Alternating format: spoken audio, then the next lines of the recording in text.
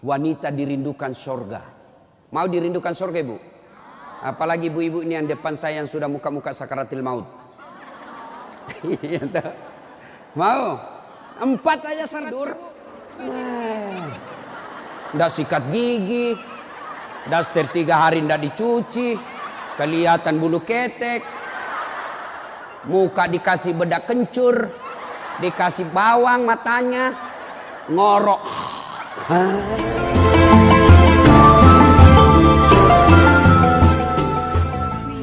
Inilah yang kita akan bahas hari ini, wanita dirindukan surga. Ya, saya dikasih judul menjemput rezeki, tapi rasa-rasanya judul ini yang lebih tepat. Wanita dirindukan surga. Mau dirindukan surga, Ibu? Apalagi ibu-ibu ini yang depan saya yang sudah muka-muka sakaratil maut. Mau? 4 aja syaratnya, Bu. Catat. Ini oleh-oleh pulang pengajian.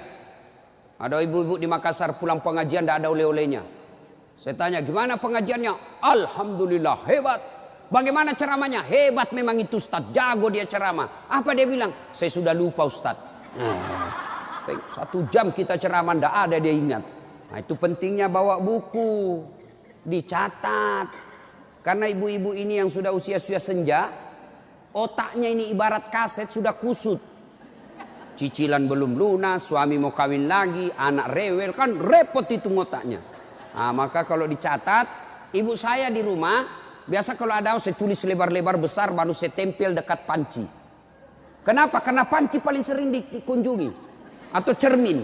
Nah, itu ibu catatannya tempel di cermin nanti itu, Bu. Suruh anaknya ketik baik-baik, rapi, tempel di cermin. Supaya selalu diingat. Ini 4 aja syaratnya ibu dirindukan surga.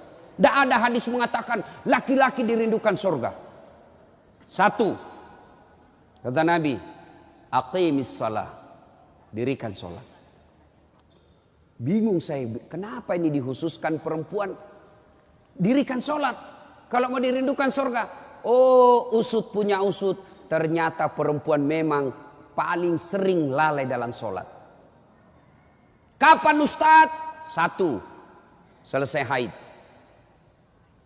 Tuh kalau iman tidak baik bisa haidnya 4 hari, dia tambah bonus 2 hari. Ya kan? Iya. Dia bilang suaminya, biasanya haid cuma 4 hari. Ini sudah hari ke-6 kau belum sholat. Belum bersih. Iya toh? Dia bilang suaminya, bohong, masih ada sedikit-sedikit. Dia lagi suaminya, serius tuh? Apa serius? Saya kasih lihat kau. Iya toh?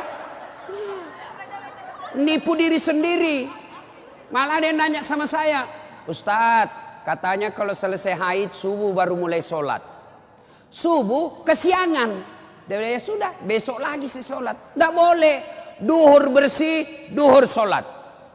Isya bersih, ibu nih sudah maghrib. Begitu mandi, rasa-rasanya saya sudah bersih. Jam 10 malam bersih, wajib mandi junub. Selesai sholat. Tidak boleh nunggu isya, subuh. Ini yang banyak ini, isya. Padahal sudah bersih malamnya, dia cek, sudah bersih nih. Jam 10, sudah bersih. Mandi, sholat. Meskipun sudah jam 11 malam. Ya, apalagi nifas. Ini banyak yang salah paham nifas. Katanya nifas harus 40 hari. Siapa yang bilang? Nifas itu tidak harus 40 hari. Bisa jadi lebih 40 hari. Bisa jadi cuma 10 hari. Tergantung ibu bersih atau tidak. Ada teman saya, selesai melahirkan istrinya, dia pergi beli Indomie 1 dos. Saya bilang, apa hubungannya? Ini kan isinya 40 bungkus Ustaz. Jadi 1 hari 1 bungkus, kalau habis ini sudah bersih istri saya. Ayo. Kapan lagi perempuan banyak tidak sholat? Kalau ada pesta. Mukanya dia kira tembok. Coklat, biru, abu-abu, krem. Beleng-beleng. Ini ibu-ibu sekarang ini banyak perempuan palsu. Mohon maaf ya, kalau marah-marah aja. Siapa suruh undang saya? Sekarang banyak perempuan-perempuan palsu. Bulu matanya panjang, palsu. Matanya biru, palsu. Bibirnya merah, palsu. Pipinya biru, palsu. Alisnya tebal, palsu. Pantatnya gabus. Iya toh? Bu. Ada kenalan saya, orang kaya. Itu kalau dia tunjuk-tunjuk kapalnya, tanker, suaminya bilang, ini Ustaz. Ya, kalau bunyi ayam kukuruku, masuk uang saya 200 juta. Disewa tiap hari 200 juta. Kalau ini Ustaz, 75 juta satu hari. Istrinya Bu, nggak yakin orang dia istri orang kaya. Sederhana pakaiannya. Akhirnya apa? Semua orang kalau lewat, orang kagum. Tahu nggak? Orang kaya loh itu. Sederhana pakaiannya. Nggak glamor. Orang jadi teladan. Kenapa? Dia kaya tapi tidak macam-macam pakaiannya. Orang senang lihat. Ini sudah nggak kaya, nggak terkenal. Udah ganyanya. Kayak sudah tabrak tiang listrik. Beleng-beleng. Tahu beleng-beleng? Dongo. Tahu dongo? Beleng-beleng? Tahu beleng-beleng? Dongo. Tahu dongo? Beleng-beleng. Beleng-beleng itu Rocky Gerung bilang dungu. Dungu atau oon. Tahu oon? Es krim ditiup. Itu beleng-beleng itu. Cuk, banyak perempuan tidak sholat gara-gara make up. Make up. Make up. Shadow. Eyeshadow. Oh, malah ada model baru saya lihat Ibu. Dikasih lebih lagi putih-putih di sininya. Apa bedanya sama belek? Ayo. Sekarang ini kita dibodoh-bodohi sama artis. Memangnya artis idola kalian? Yuk, ada lagi yang lebih beleng-beleng. Dikasih lebih lagi alisnya sini nih. Ada lebihnya sedikit naik. Begini modelnya. Saya bilang kenapa lagi dikasih lebih? Dia bilang seperti artis Korea. Artis Korea baru sudah pensiun. Apa ini dibodoh-bodohi sama make up?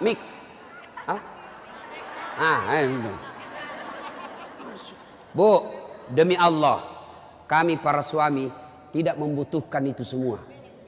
Yang kami butuhkan kecantikan hati. Ini cantik-cantik, memang cantik, tapi bukan untuk nyenangin suami. Tapi giliran mau tidur, ndak sikat gigi, daster 3 hari ndak dicuci, kelihatan bulu ketek, muka dikasih bedak kencur, dikasih bawang matanya, ngorok. Bagaimana suamimu ndak menderita? Giliran mau pergi pengantin, Masya Allah, cantik betul. Ibu untuk apa cantik-cantik ini? Biar ibu mondar-mandir macam-macam, tetanggamu tahu ini tetangga saya. Andai kau roba cak menjadi selebriti, mukamu tidak dikenal orang kaya artis Korea, oke lah. Tapi biar diapain orang tahu juga, ini tetangga saya ini. Udahlah, apalagi ibu yang rajin majelis taklim. Tiap minggu, tiap pekan hidup pengajian. Tapi tidak ada perubahan itu. Rugi. Habis waktu. Tidak ada guna. Mending tinggal di rumah tidur. Majelis taklim. Sudah 4 tahun majelis taklim. Tiap pekan dengar pengajian. Tapi make upnya malas dia sholat. Yang disenangi Allah cantik hatinya. Kalau hati cantik meskipun muka tidak halus, orang senang. Ya. Gara-gara mikam tidak sholat. Jadi bagaimana solusinya Ustadz? Kalau pengantin, mau pengantin, gimana solusinya? Wudhu dulu, baru tancap, sudah itu tahan kentut. biar sudah wudhu batal. Sedikit aja keluar Ustadz batal. Nggak habis Ustadz batal. Nah, apalagi yang membuat orang ibu-ibu nih banyak ndak sholat? Selesai haid, nifas, make up. Yang keempat apa? Jilbab. Banyak ibu-ibu malas sholat gara-gara jilbabnya susah dipakai. Jilbab sakaratil maut. Saya ibu sudah keliling-keliling ceramah. Mana-mana saya ceramah. Saya ke Filipina Selatan, jilbabnya orang Melayu sana, segitiga saja, satu peniti, selesai. Malaysia juga begitu. Saudi malah satu lubang masuk, selesai. Tapi coba lihat jilbabnya ibu Indonesia. Ngeri bu. Ada kayak ada talinya 2 meter, diikat-ikat.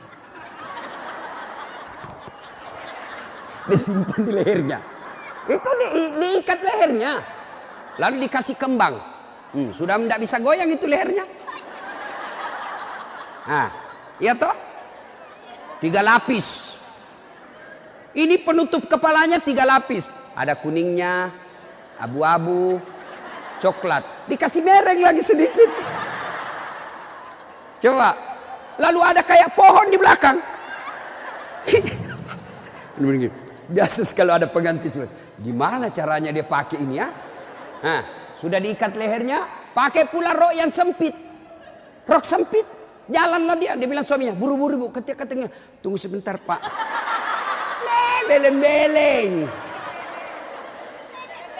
Beleng-beleng. Coba kalau lebar. Kan enak lari dikejar anjing.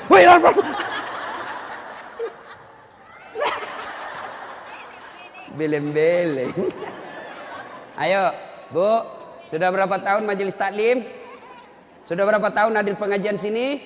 5 tahun. Mestinya pakaian seperti itu ditinggalkan. Apa dilarang? Tidak dilarang. Cuma kalau gara-gara itu tidak sholat, hancur ibu. Pergi pengantin, make upnya luar biasa, jilbabnya susah. Tiba waktu sholat, dia bilang suaminya, bu, ini sudah mau hampir asar. Kok belum sholat duhur? Kok pergi sholat? Sadar loh pak. Ya saya sadar, saya suruh kau sholat. Sadar loh pak. Ya saya sadar, ya saya suruh sholat. Oh pergi sholat. Apa kata? Kau nggak lihat ini jilbab saya? Ini 2 jam. Beleng-beleng. Ayo, sudahlah. Bu, apa yang saya sampaikan ibu pasti iyakan. Perempuan cantik, enggak terlalu cantik tapi dia kaya, istri bangsawan ya. Populer, tapi pakaiannya sederhana, itu yang jadi orang senang. Coba kan? Dia sudah kaya, cantik, banyak duitnya, terkenal, tinggi sekolahnya, tapi pakaiannya seadanya. Masya Allah, orang semua jadikan teladan. Nah, coba lihat itu nak, itu ibu kaya loh, terkenal, banyak duitnya, tinggi sekolahnya, tapi lihat nak, pakaiannya sederhana. Nah, saya mau seperti itu nanti nak. Coba lihat. Apa Khadijah terkenal dengan jilbabnya yang mewah? Apa Aisyah terkenal dengan lipstiknya yang banyak? Enggak kan? Tapi karena apa? Karena akhlak. Ngapain kita cantik-cantik akhlak kita jelek? Daripada beli make up 700.000 per bulan. Ibu sudah 60 tahun. Yuk lebih baik beli lipstik palsu. Harga 10.000. 690.000 nih bawa ke masjid, itu tabungan akhiratmu. Ada sekali jalan 1 juta nempel, daripada tuh 1 juta ada lebih gila. Apa itu? Saya pernah lewat di Makassar, salon gambar jari-jari begini. Saya tanya sopirku, apa itu? Ini salon Ustadz. Salon apa? Ibu-ibu gunting-gunting kuku. Apa namanya bu? Dia tahu semua ini. Apaan? 25.000 satu jari. Berarti 10 jari. 250.000. Apa lebih tidak enak itu 250.000 kau tabung untuk akhiratmu dikubur. 250.000 hanya untuk potong kuku. Lipstick 20.000. Eyeshadow 70.000. Ini alis 70.000. Sudah berapa habis duit kita? Ya? Dengar ini yang suka cukur-cukur alis. Laknat Allah, kata Nabi, bagi mereka yang mencabut dan mencukur alisnya. Tuh, enggak usah baku lihat ibu. Boleh gambar alis, boleh, tapi jangan pakai tato. Ini tato alisnya. Tak haram itu, Bu. Mau gambar alis silahkan, pakai pensil celak. Tidak ada pensil celak, Ustadz, cari krayonnya anak.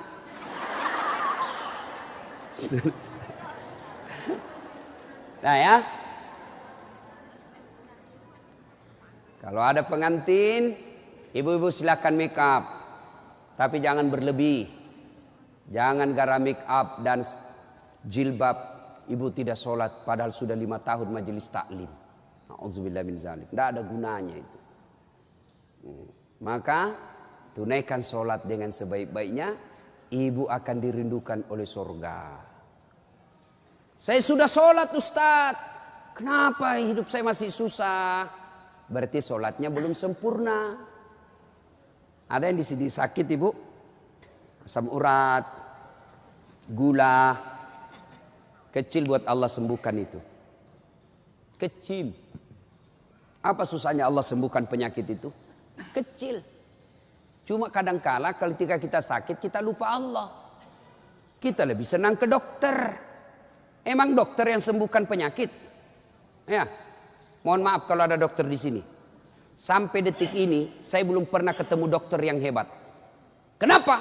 Begitu saya ke dokter, saya juga yang kasih tahu penyakitku. Iya toh? Assalamualaikum dok. Waalaikumsalam Ustaz. Masih sini Ustaz. Kenapa Ustaz? Menceret-menceret dok. Mules terus perutku dok.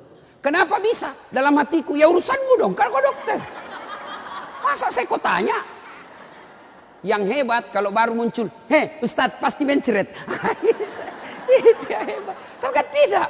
Allah tanpa diberitahukan. Tanpa curhat. Allah tahu apa penyakitnya ibu. Maka datang sholat. Sudah itu sholat. Sudah itu sholat. Sudah itu sholat. Baru ke dokter. Ayo perbaiki sholat ibu. Tidak ada susahnya Allah kasih dunia. Ustaz, saya sudah 30 tahun rantau ke Jogja. Tidak bisa beli rumah Ustaz. Masih ngontrak-ngontrak. Tidak usah cari capapnya. Periksa sholatmu. Saya sholat Ustaz. Kok begitu hidupku? Berarti belum ikhlas. Mana buktinya belum ikhlas? Suka nunda-nunda sholat. Asar sholatnya dekat duhur. Duhur sholatnya dekat asar. Berarti ibu perhatikan dah. Coba. Sholat maghribnya itu juga wudhunya asar, itu juga maghrib, itu juga isya. Karena berdekatan. Itu tidak ikhlas. Sholat Ustaz. Betul ibu sholat. Tapi pakaiannya itu juga dipakai masak. Itu juga dipakai bertetangga. Itu juga dipakai ke pasar. Itu juga dipakai tidur. Tidurnya ngiler lagi. Ini. Pas dibangun suaminya. Dipakai lagi sholat. Najis. Pantas 30 tahun sholat. Sholatnya tidak bisa memperbaiki hidupnya. Kenapa? Sholatnya tidak sesuai yang diajarkan Nabi. Saya sholat Ustaz. Betul ibu sholat. Tapi tidak semangat. Allah.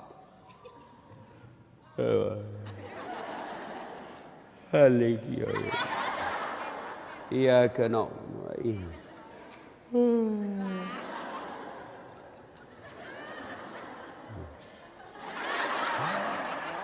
Ada juga yang sholat seperti itu. Ada yang sholat gitu.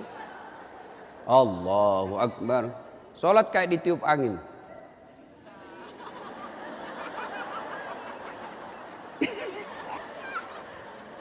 Ayo, ada juga yang sholat semangat. No. Jangan ketawa karena ibu membayangkan diri sendiri. Ada juga yang sholat cari duit. Allahu Akbar. Iya kena budu'i. Duit saya tadi 100. Beli sayur 50.000. Beli pulsa 20.000. Allahu Akbar. Mana yang 30 ya? Allah. Selamat. Oh di bawah sadel lah. Sepanjang sholat cari duit. Apalagi ibu sholat sambil masak. Canggih betul ini. Allahu Akbar. Tiba-tiba bau hangus. Oh, Allahu Akbar. Pantas 30 tahun sholat. Maka majelis taklim yang baik, majelis taklim yang faedah, majelis taklim yang manfaat, ada perubahan setelah dia ikut majelis taklim.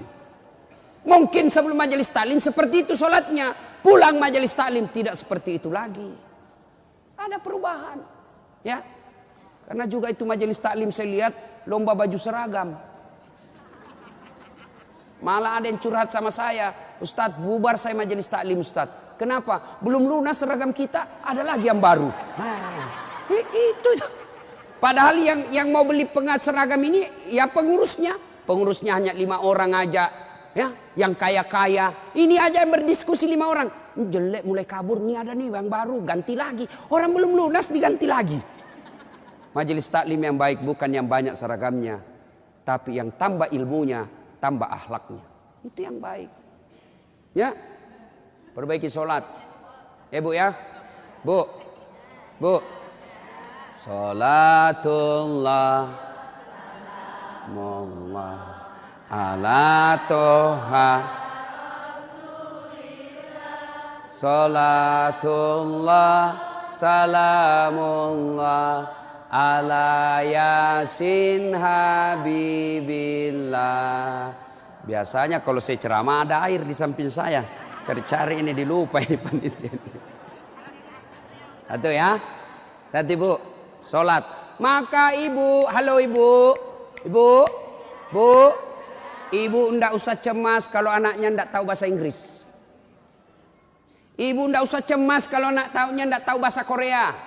Ibu ndak usah cemas kalau anaknya ndak punya kerja, pengangguran. Ndak usah cemas.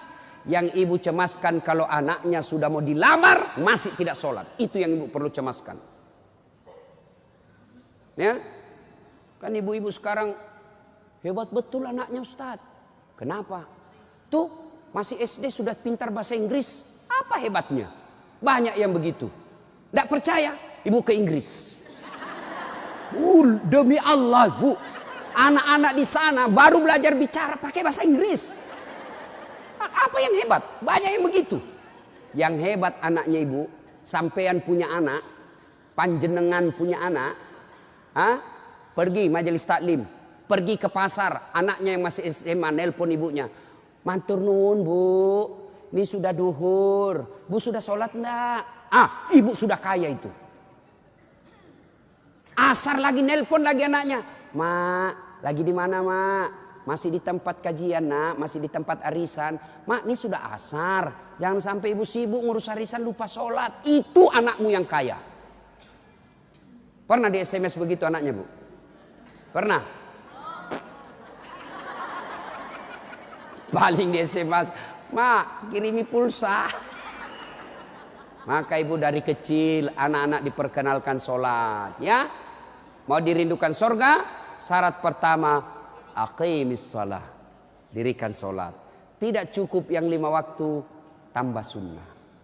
Sunnah apa Ustadz? Yang sederhana. 1, sholat sunnah duha. Ibu-ibu, ada enggak di sini yang punya tanah 1 juta hektar? Anda usah 1 juta. 100 hektar ada di sini bu? Ada? Enggak ada. Tapi ibu mau enggak punya harta lebih dari 100 hektar? Lebih dari seluruh provinsi. Mau? Itulah sholat sunat fajar. Ayo, 2 rakaat sebelum ibu sholat subuh. Itu nanti ketika ditimbang kata Nabi, yang 2 rakaat ini lebih berat 2 rakaat ketimbang dunia dan isinya. Tuh sholat duha, sholat fajar. 2 rakaat. 2 rakaat saja bu. 2. Coba. Sudah pagi-pagi. Anak sudah pergi sekolah. Suami sudah pada bekerja.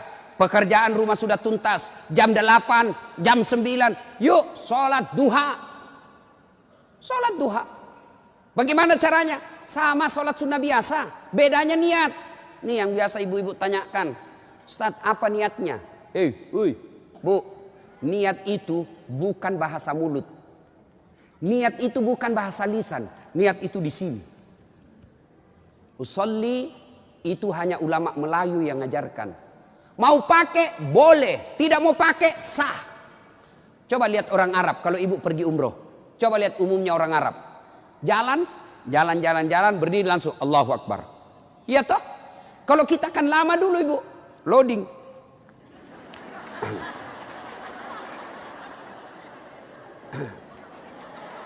Allah. Duduk. Saya tanya, kenapa tidak jadi sholat ibu? Saya lupa sholinya. Boleh tidak ucapkan. Mau ucapkan silahkan. Sholli sunnatal duha. Raka'ataini lillahi ta'ala. Saya niat sholat sunnah duha. 2 rakaat. Sunnah hukumnya bagi saya lillahi ta'ala. Allahu Akbar. Tuh. Nggak hafal juga itu Ustaz. Ambil jalan pintas. Berdiri tegak. Menghadap ke kiblat, baru ibu bilang begini, Tuhan, sholat sunnah duha ya, Allahu Akbar. Boleh, benar boleh bu.